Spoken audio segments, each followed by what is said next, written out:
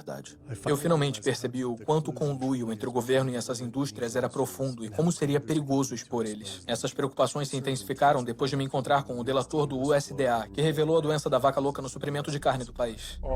O USDA funciona como os militares. Então, quando eu fui na TV, imediatamente o USDA mandou avisos para todos os veterinários e inspetores de alimentos.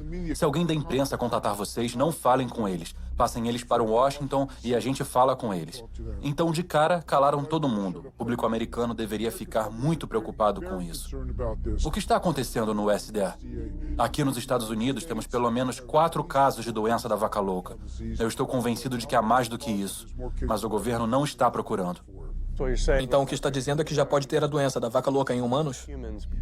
Isso, e acho que muitas foram diagnosticadas errado, com Alzheimer e a demência. Leva vários anos para ver a progressão, mas para facilitar, os médicos assinam que é demência ou Alzheimer sem fazer uma biópsia do cérebro para ver se é isso ou uma doença por prion chamada doença de Creutzfeldt-Jakob ou doença da vaca louca.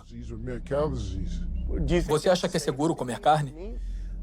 Eu, pessoalmente, não acho seguro, porque a velocidade do abate está aumentando e também porque nossos inspetores não são bem treinados. No momento, a velocidade é de 220 vacas por hora. Isso dá mais ou menos 4 vacas por minuto. São 15 segundos por vaca. Essa velocidade de abate perigosa significa que os dejetos dos animais ficam em todos os lugares. Testes mostram que 88% das costelitas de porco estão contaminadas com bactérias fecais. 95% da carne moída e 95% do peito de frango contém bactérias de dejetos animais. Não é nada limpo comer assim. Mas não são só os dejetos, mas também infecções cheias de pus.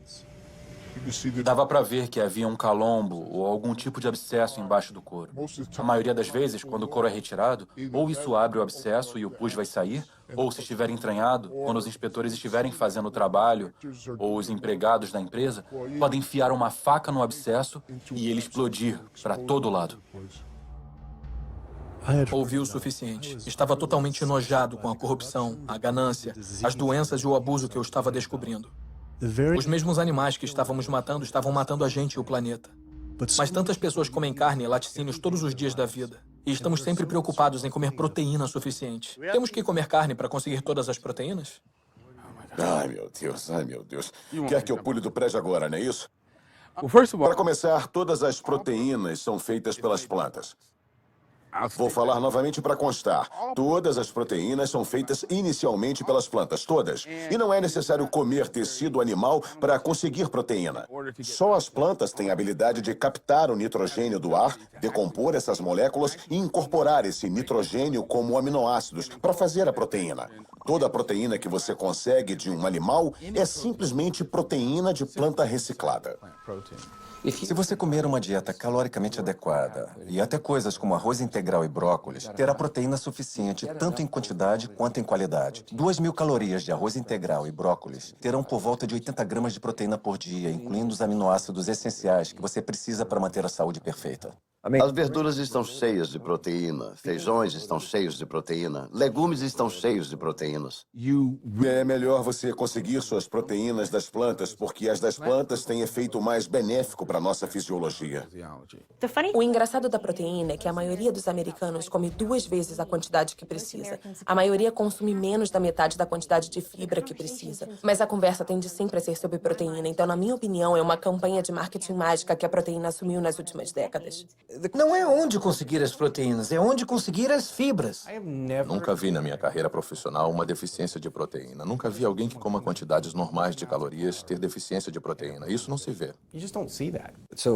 O leite humano tem o menor conteúdo de proteína de todas as espécies testadas. Esse é o líquido que foi desenvolvido pela evolução por milhões de anos. E é o alimento perfeito para os bebês humanos, não é? O alimento perfeito, o menor conteúdo de proteína de todos os mamíferos, e isso dá uma noção das necessidades de proteína. Peraí, é até menor do que do chimpanzé? Do que qualquer um, do leite do rato, do macaco, do Sério? jumento, de qualquer leite que já foi testado. E você ouve isso muito de fisiculturistas que falam: bem, eu preciso de frango ou preciso de peixe para ficar forte, para construir tecido muscular. Isso é um absurdo total. Os maiores e mais fortes animais terrestres do planeta são todos herbívoros. Quando a gente recebe pessoas que têm dietas de carne e fazemos a transição para uma dieta baseada em plantas, a gente sempre acompanha o que estão comendo. A ingestão de vitamina delas aumenta, a nutrição delas em geral aumenta, melhora muito. E essas mesmas pessoas podem se preocupar de antemão: será que vou ter os nutrientes necessários numa dieta baseada em plantas? Você está tendo os nutrientes que precisa numa dieta baseada em carne e vai ter uma nutrição muito melhor numa dieta baseada em plantas.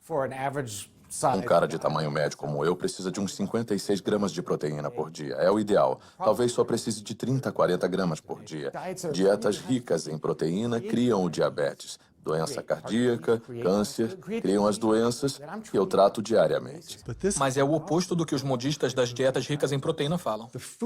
A comida que você come determina as bactérias que vivem no seu intestino. Quando você come carne animal todo dia, você está reunindo as bactérias que comem carnitina. E essas bactérias vão transformar a carnitina numa molécula chamada trimetilamina. Seu fígado depois transforma ela em óxido de trimetilamina. É uma molécula do inferno. Essa molécula atrai o colesterol para as paredes das artérias. E as pessoas que estão consumindo essa dieta baseada em carne estão contribuindo para a formação de placas. Elas podem perder peso nessa dieta. E isso é bom, mas o que está acontecendo dentro das suas artérias, amigos da Palio? O que está acontecendo é que as placas estão se formando e são esses os caras que caem mortos na academia aos 39 anos. Nossa, ele era tão magro, estava ótimo, mas para onde vai o colesterol? Está indo para as paredes das suas artérias. Acredito que o pessoal da Palio está caminhando para uma epidemia de artérias entupidas, câncer de colo e doenças autoimunes. Isso não é uma dieta saudável, não somos macacos carnívoros. Os parentes mais próximos dos humanos são os chimpanzés, que tiram 97% das calorias de plantas, e os 3% restantes principalmente de insetos. Comparando a anatomia de onívoros verdadeiros como o urso, que comem plantas e carne, aos frugívoros, como os primatas, que comem quase que exclusivamente plantas, as diferenças são muito claras. Os dentes dos frugívoros têm molares planos para mastigar plantas, enquanto os dos onívoros são serrilhados para penetrar e rasgar a carne. As mandíbulas dos frugívoros podem se mover para frente, para trás e para os lados. A dos onívoros não pode. Os onívoros têm ácido estomacal bem mais forte para a digestão de carne comparado com o ácido estomacal mais fraco dos frugívoros.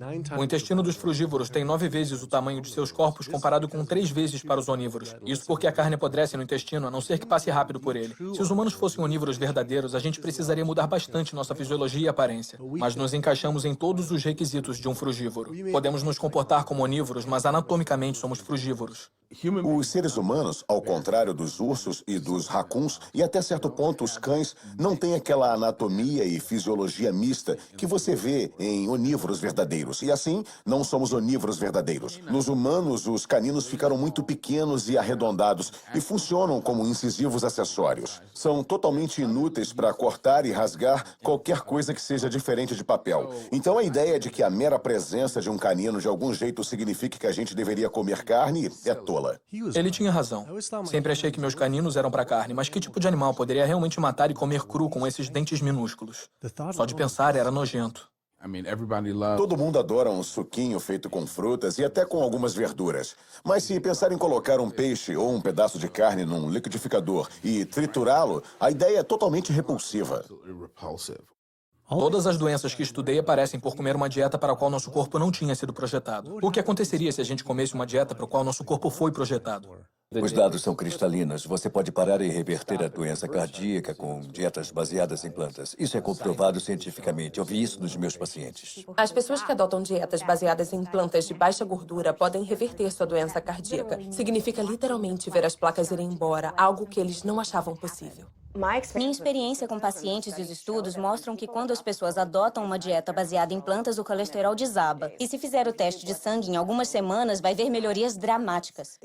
Seus exames vão ficar ótimos em 1 ou 2 semanas. Seu colesterol vai desabar. Na verdade, se estiver tomando remédios, seu médico deve ter que tirar seus remédios de pressão para ela não ficar baixa. O efeito colateral é não ter que tomar remédios. Em um estudo revolucionário publicado pelo Dr. Esselstyn, acompanhando pacientes que sofriam de doença cardiovascular, 99,4% conseguiram evitar grandes eventos cardíacos comendo só plantas. Porque não é só doença cardíaca, é hipertensão, é diabetes, são derrames, é ataque cardíaco, são várias das doenças autoimunes, lúpus, asma, refluxo gastroesofágico, osteoporose, uma gama de doenças, até artrite reumatoide. É impressionante ver esses pobres coitados totalmente aleijados com artrite reumatoide quando fazem a dieta. Eles param com a medicação.